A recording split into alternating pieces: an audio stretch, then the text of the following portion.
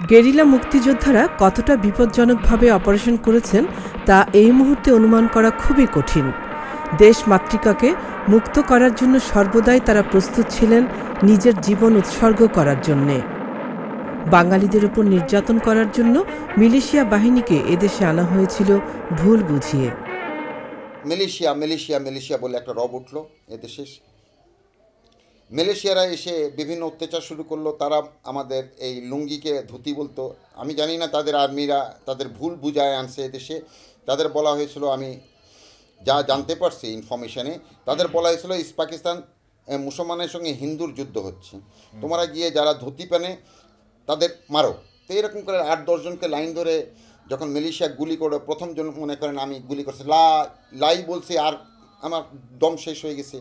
তো এরকম করে পরের জনকে যখন মারছে সে লাহা আগেই পড়ে ফেলছে। তখন যে গুলি করতেছে মিলিশিয়া সে দৌড়ায় এসে এই 10 জনের সামনে এসে জিজ্ঞেস করছে যে ভাই তুম লোক মুসলমান না? বলে হাম লোক সব মুসলমান, সব মুসলমান। তো ধুতি क्यों पहनता? बोले ना ना धोती ना लुंगी लुंगी है, तुम धोती पहनता, झूठ बात बोलते, तुम लोग सब मुसलमान। এই মালয়েশিয়ারা এমনও দেখছে যে 10 জনের ভিতরে 10 জনই মুসলমান, সবাই লা ইলাহা ইল্লাল্লাহ মুহাম্মদ রাসূলুল্লাহ পড়লো। তখন সে রাগ করে ঘুরে যে পাকিস্তান আর্মির যে ক্যাপ্টেন সাহেব অর্ডার দিয়েছে গুলি করার, তাদের এগেনস্ট তার উপরে পুরা চোখ বন্ধ করে ব্রাশ ফায়ার করে। এটা 15 থেকে 1 মাসের ভিতরে এই মালয়েশিয়াকে তখন টোটালি ডিজার্ম করে পাকিস্তানে ফেরত নিয়ে যায়। এই ঘটনা আমি চোখে দেখছি। ঢাকা শহর, কামরাঙ্গীর চর, নারায়ণগঞ্জ, তারপরে মনে করেন নদীর ওপারে মুন্সিগঞ্জ, বহুত জায়গায় আমি ঘুরে বেড়াতাম। আমি যখনই ঢাকা শহরে আর্মি বেশি চেকিং উৎপাত শুরু করতো, আমার ধরা পড়ার আশঙ্কা দেখেই আমি এখান থেকে সরে যেয়ে নদী পার হয়ে রাত্রে ওদিকে চলে যেত। নবাবপুর, ইসলামপুর, কাঠপত্রি, মুন্সিগঞ্জ, এইসব এলাকায় লোকের বাসায় বস্তিতে লুকায় লুকায় থাকতাম। এই দিন মুক্তিযোদ্ধারা ঢাকায় গেরিলা অপারেশন চালান। এসব অপারেশনের ফলে ঢাকায় পাক সেনাদের মধ্যে আতঙ্ক ছড়িয়ে পড়ে। অ্যাকচুয়ালি এটিএম হায়দার বললো যে ঢাকা শহরে তোমরা প্রথম যাচ্ছ, তোমরা গিয়ে ঢাকায় বিভিন্ন জায়গায় যেখানে আর্মি হোক, আনসার হোক, নন বেঙ্গলির বাসা হোক, রাস্তাঘাটে হোক, যেখানে পারো একটা ত্রাস সৃষ্টি করার চেষ্টা করো। তো এরকম অসংখ্য প্রত্যেক দিন আমরা কোনোখানে না কোনোখানে গ্রেনেড চার্জ আর মনে করেন এই আনসার ক্যাম্প, যেটা সায়েন্স ল্যাবরেটরির কাছে মনে করেন তখন একটা থানা হয়েছিল। তখন হঠাৎ একদিন ওই রাস্তা দিয়ে আসতেছি আমরা কেন নির্বিঘ্নে এই এলাকায় কাজ করতাম। আমার যে ছোটো বোনের হাজব্যান্ড গোলাম মুস্তফা, সে একটা উপকার করে দিয়েছিল আমাদের 10 জন ছেলেকে এজির পাস, ফলস পাস, কাউকে এলডিসি, কাউকে ইউডিসি, হ্যাঁ এরকম পদের চাকরি দিয়ে মনে করেন গভর্নমেন্ট আইডেন্টি কার্ড করে দিয়েছিল। যার জন্য আমরা নির্বিঘ্নে ঢাকা শহরে যেখানে মোটামুটি চেকিং হতো, অফিসার লেভেলের কোনো লোক থাকলে তারা ও তুই সরকার কার্ড নিয়ে আয়, জি ভাই আমরা সরকার কার্ড নিয়ে যাও সাড়া পেতাম। তো এইগুলো দিয়ে আমরা বিভিন্ন জায়গায় রেখেই করে দেখতাম। যেরকম মিরপুর রোডে কলাবাগানের সামনে আমি গ্রেনেড মারলাম বাসে, রাতের 11টা-12টার পরে বিহারি ছাড়া কেউ থাকে না, বলে যেমনি করে পারো। আমাদের সেক্টর কমান্ডার হায়দার উনি বলতো তোমার একটা ডিস্টারবেন্স ক্রিয়েট করে রাখো, প্রত্যেক দিন কোনোখানে না কোনোখানে একটা আক্রমণ করবা, তোমরা 10-12 জন ছেলে আসো, যেমনি করে পারো, একদিনও বসে থেকো না।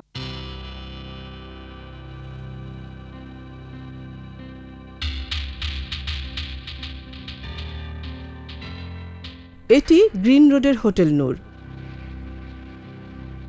1971 সালের 21 আগস্ট রাতে কয়েকজন সহযোদ্ধা নিয়ে রাস্তায় মাইন পুঁতেন শেখ আব্দুল মান্নান।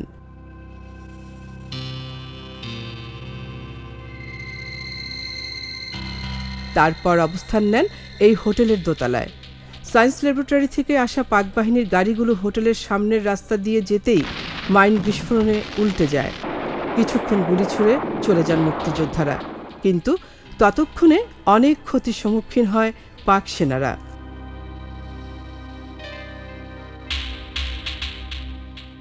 আমার সঙ্গে আরও 4 জন, দুলাল, মাহমুদ, আলমগীর ও আবদুল্লাহ ভূতের গলি থেকে রওনা হয়ে গ্রিন রোড ঘুরে নূর হোটেল বলে একটা খালি বিল্ডিং পেলাম। এই বিল্ডিংটাকে আমরা হিসাব করলাম যে এখানে যদি আমরা অ্যাম্বুশ করি, চেষ্টা করে দেখি একটা ভালো কাজ করা যায় কিনা।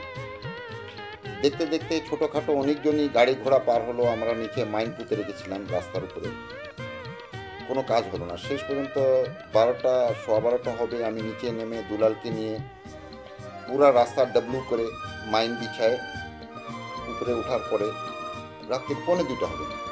হঠাৎ সায়েন্স ল্যাবরেটরির দিক থেকে দেখি একে একে 3টা হলুদ লাইট আসা শুরু হলো। আসার সঙ্গে সঙ্গে এখানে পিছে পিছে প্রথম গাড়ি অ্যাক্সিডেন্ট হয়ে আমার পার কাছে বিল্ডিংয়ের নিচে 2 চাকায় বাস্ট হয়ে দাঁড়ানোর সঙ্গেই আমাদের আক্রমণ শুরু হলো। বিল্ডিংয়ের 2 মাথায় 2টা এসএলআর ছিল, মধ্যে আমি চাইনিজ স্টেন গান, যেটা এক নেভি অফিসার জওয়ানের কাছ থেকে নেওয়া। ফায়ার ওপেন হয়ে গেল। দ্বিতীয় ট্রাকও বাম দিকের ট্রাকের ফুটপাতে গিয়ে আটকায় গেল। তৃতীয় ট্রাকও অ্যাক্সিডেন্ট হলো। দেখলাম ওভারলোডেড আর্মি এই গাড়িতে ফায়ারিং শুরু হলো। উপায়ন্ত না দেখে আমার 5টা গানি ফায়ার করা শুরু করি আমরা, এবং এই যুদ্ধ আমরা এখানে 1.25 ঘন্টা গোলাগুলি করে, এর ভিতরে দুর্ভাগ্যবশত আমার বিল্ডিংয়ের 2 মাথায় 2 এসএলআর ব্রিজ বোল্ট মানে খালি ম্যাগাজিন আনলোড করতে পারতেছে না। একটা হলো মাহমুদ আর একটা হলো আলমগীর। দুজন দৌড়ায় এসে আমার কাছে বলে যে আমাদের বন্দুকে আমরা গুলি ভরতে পারতেছি না। আমি কতক্ষণ চেষ্টা করে দেখলাম যে না, খালি ম্যাগাজিন কোনো মতে বেরোচ্ছে না। তখন তাদের আমি উপদেশ দিলাম, দুলালের কাছে হ্যান্ড গ্রেনেড আর ফসফরাস গ্রেনেডের ব্যাগ আছে, এর থেকে গ্রেনেড নিয়ে তোমরা চার্জ করো, কিছুটা কভার না দিলে আমি একা কী করে সামাল দেব। এরা যে কখন আমাকে ছেড়ে পালিয়ে গেছে আমি জানি না। আমার শেষ ম্যাগাজিন আমি মধ্যেখানে যখন দেখলাম যে আর গোলাগুলি হচ্ছে ভালোই, আমার বন্দুক সব বন্ধ, তখন আমি রিপিট ফায়ার করছি, 3টা ট্রাককেই কভারেজ করতেছি। এর ভিতরে আমার শেষ রিপিট ফায়ারে দেখি যে খাট করে ওঠার পরে আমি দুলালকে বলতেছি, দুলাল আমার ম্যাগাজিনটা ডান পকেট থেকে বের করে দাও। ঘুরে দেখি যে দুলাল নাই এবং আমার সঙ্গের কোনো লোকই নাই। তখন আমি প্রচণ্ড ভয় পেয়ে বিল্ডিংয়ের ছাদের উপরে উঠে গিয়ে বিল্ডিংয়ের পিছনে গিয়ে জাম্প করে নিজেকে রক্ষা করার জন্য চেষ্টা করি। গিয়ে পড়ে আমার হাত পা ছিলে ভেঙে আজও বেঁচে আছি। পরে জানলাম এটা বহুত হতাহত হয়েছে। 3 ট্রাকে 70-80 জন লোক মারা গেছে, আর্মি অফিসার মারা গেছে। সিএমএইচে গিয়ে তারপরের দিনে খোঁজ নিলাম লোককে দিয়ে, ক্যান্টনমেন্ট সোর্স দিয়ে জানলাম যে ভালো হতাহত হয়েছে। লেফটেন্যান্ট জেনারেল আমির আবদুল্লাহ খান নিয়াজি ও বাংলাদেশ ভারত যৌথ বাহিনীর পূর্বাঞ্চলীয় বিজয়ী সেনাপতি লেফটেন্যান্ট জেনারেল জগজিৎ সিং অরোরা স্বাক্ষর করলেন আত্মসমর্পণের ঐতিহাসিক দলিল।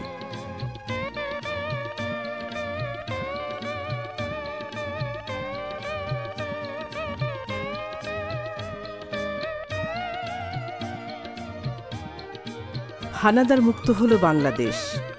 আকাশ বাতাস মুখরিত হলো জয় বাংলা স্লোগানে।